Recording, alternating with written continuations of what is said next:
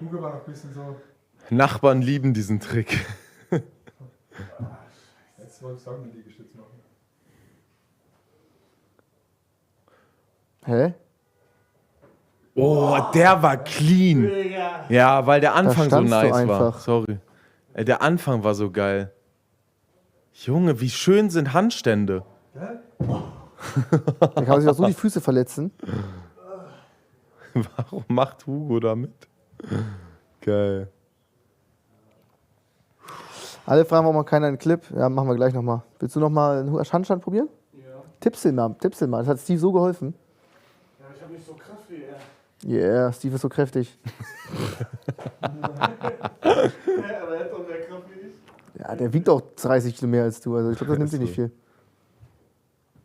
Ja, Tippseln. ja. Man muss, ja genau, in die richtige Richtung tipseln. Dann